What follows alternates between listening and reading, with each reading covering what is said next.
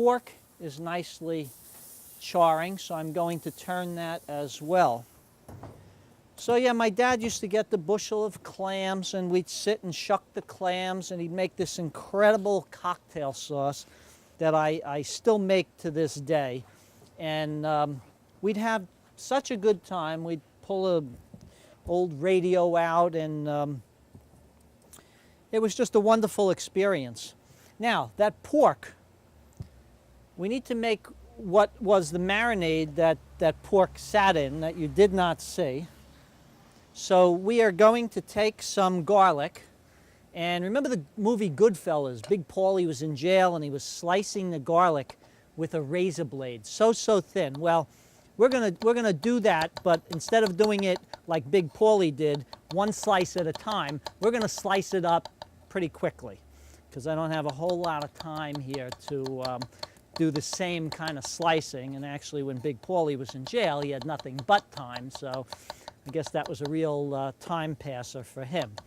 Once I get this garlic sliced, I'll put it in our saute pan with a little bit of olive oil, and we're going to put that on the flame to saute a bit. And we need to get some orange and some lemon.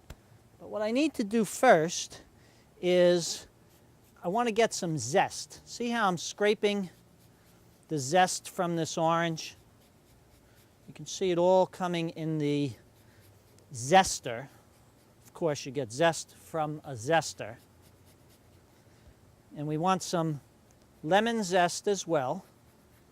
This is really going to infuse a lot of that lemon and orange intense flavor into our marinade. Now, what we do with this marinade is we take and save about half of it. We turn it into a sauce. So I'm going to juice my orange and my lemon.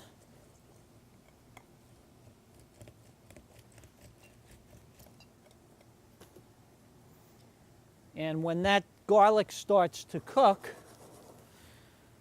which it is now, just going to separate the pieces that were still a little bit stuck together.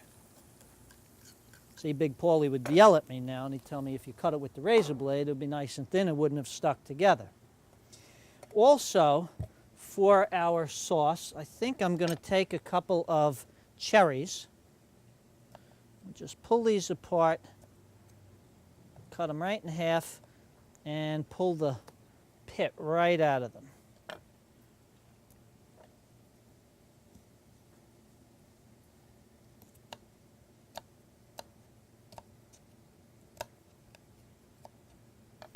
If you have a cherry pitter, by all means, use that. We want that garlic to get nice and golden, but we don't want it to burn. If it burns, you need to start all over. I think one more cherry will do it.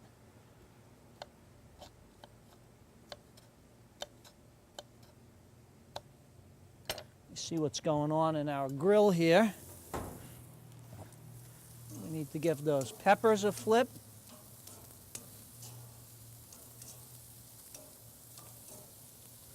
Sausage a flip on the other side. I think the onions are ready to go over. See, they're starting to fall apart a little bit, but no problem.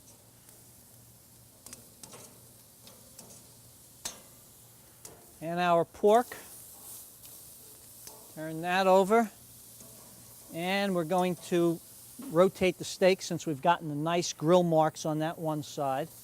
And we'll turn that over and we'll go. Okay. Now our garlic, which, by the way, the pan's getting hot. I'm going to throw in our cherries.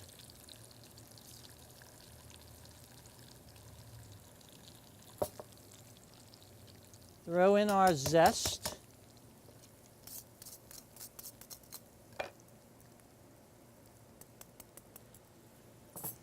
And and dump in our lemon and orange juice. And we're going to let that reduce down a little bit.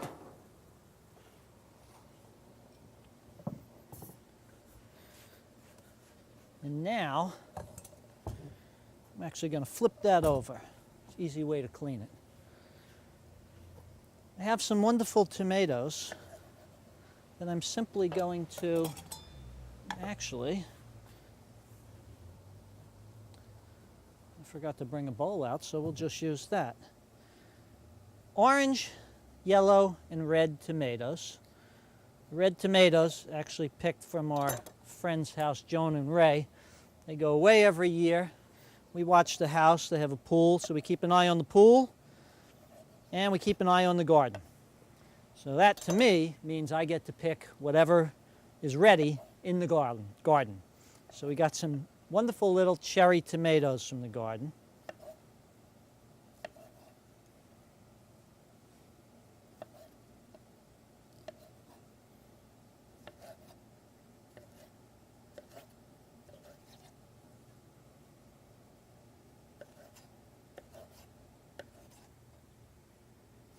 This is called improvising.